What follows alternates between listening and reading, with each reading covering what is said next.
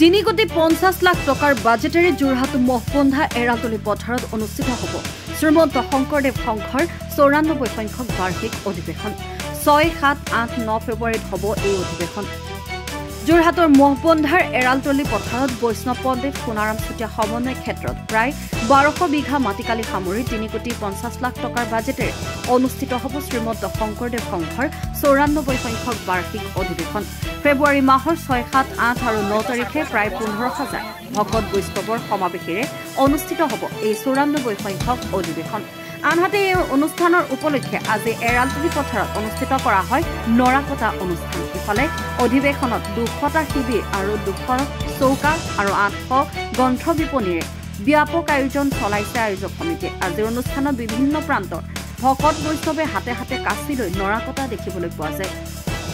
bureau report news update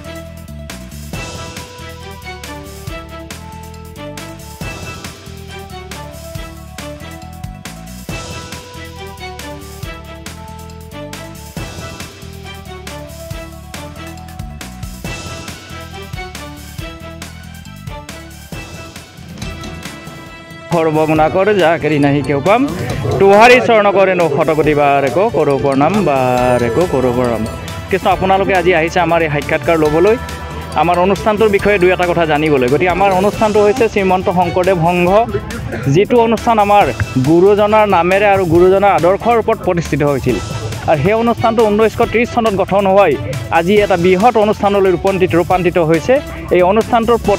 প্ৰতি বছৰে এখন বাৰ্ষিক অধিৱেশন পতা যায় বিভিন্ন জিলাত আৰু বিভিন্ন জিলাৰ ভকতৰ আমন্ত্ৰণ কৰ্মে এই অনুষ্ঠানভাগী আমাৰ পতা হয় গতি এইবাৰ তদ্ৰুপ এই অনুষ্ঠানভাগী আমাৰ যোৰহাট জিলাত অনুষ্ঠিত হ'ব যোৰহাট জিলাৰ আমন্ত্ৰণ কৰ্মে আমাৰ এই অনুষ্ঠানভাগী ইয়াত অনুষ্ঠিত হ'ব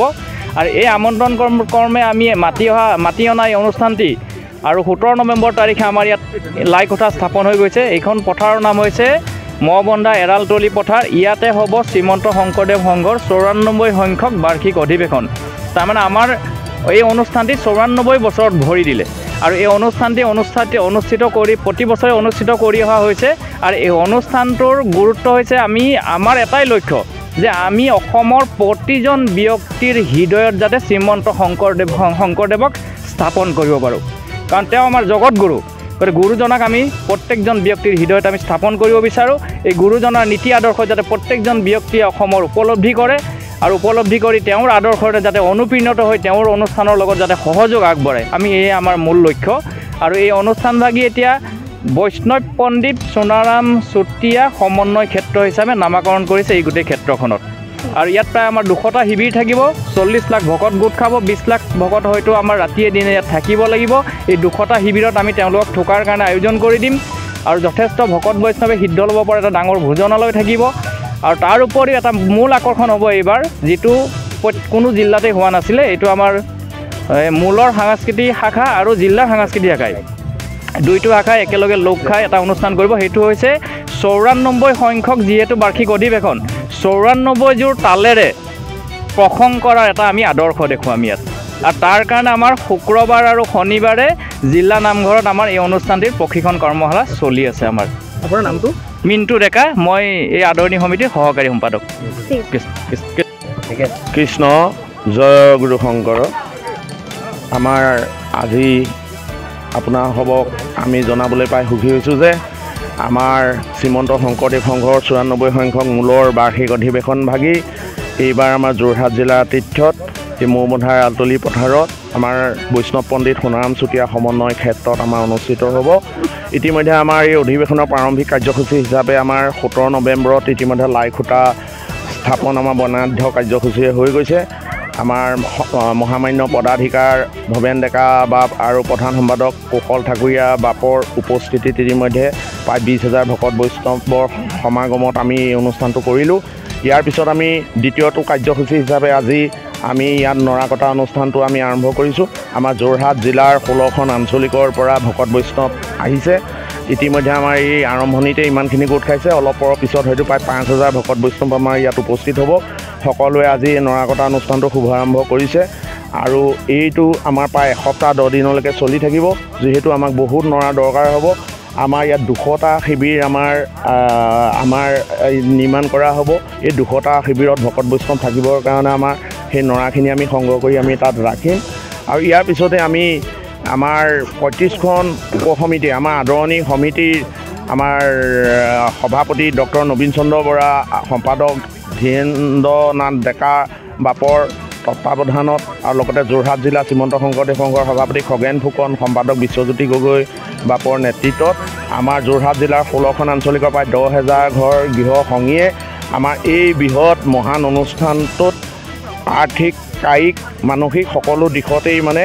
আপোনাৰ জড়িত হৈ পৰিছে সকলোৱে মানে ইয়াত শ্ৰমদান কৰিবলৈ আহিছে আৰু ইতিমধ্যে আমি প্ৰায় আমাৰ এই অধিৱেশনৰ কাৰণে প্ৰায় 40 লক্ষ ভকত বৈষ্ণৱক আমি আদৰিবৰ কাৰণে আমি যোৰহাট জিলা ইতিমধ্যে সাজু হৈছোঁ তাৰ ভিতৰতে আমি এই 40 লক্ষ ভকতক আমি আপ্যায়নৰো সেইধৰণে আমি ব্যৱস্থা ৰাখিছোঁ আৰু আমি ভাবিছোঁ যে আমাৰ যোৰহাট জিলাৰ আতিথ্যত আমাৰ শ্ৰীমন্ত শংকৰদেৱ সংঘৰ 94 সংখ্যক বাৰ্ষিক অধিৱেশন ভাগ আমাৰ সুন্দৰ আৰু সফলভাৱে আমি সাফল্যমণ্ডিত কৰিব পাৰিম ইতিমধ্যে আমাৰ অৰুণাচলেই হওক নাগালেণ্ডেই হওক আমাৰ মেঘালয় মিজোৰাম আমাৰ উত্তৰ পূৰ্বাঞ্চলৰ বিভিন্ন জিলাকে আদি কৰি আমাৰ দিল্লী উৰিষ্যাতো আমাৰ জিলা আছে আমাৰ সৰ্বমুঠ 56খন জিলা আপোনাৰ এতিয়া আমাৰ ইয়াত এই সমবেত হ'বহি আৰু 56খন জিলাৰ পিছতো আমাৰ নিজৰ শ্ৰীমন্ত শংকৰদেৱ সংঘৰ সংগীসকলৰ উপৰিও আমাৰ এই সমগ্ৰ অসমৰ বিভিন্ন ধৰ্ম বৰ্ণ জাতি নিৰ্বিশেষে আমাৰ ইয়াত ইতিমধ্যে তেখেতসকলে আমাক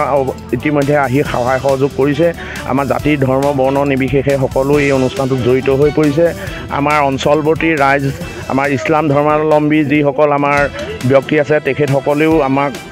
সহায় সহযোগ কৰিছে তেখেতসকলে আমাক প্ৰতি মুহূৰ্ততে খা খবৰ লৈছে আমি সকলোৱে মিলি যোৰহাট জিলাত এখন সৰ্বাংগ সুন্দৰ অধিৱেশন উপহাৰ দিব পাৰিম বুলি আমি আশা কৰিছোঁ আৰু সদায় আমি প্ৰভু ভগৱন্তৰ আমি কৃপা দৃষ্টি পাবৰ কাৰণে আমি সদায় ভগৱন্তৰ ওচৰত আমি সেৱা জনাই আছোঁ যাতে আমি সকলো দিশৰ পৰা অধিৱেশনখন আমি সফল কাম কৰিব পাৰিম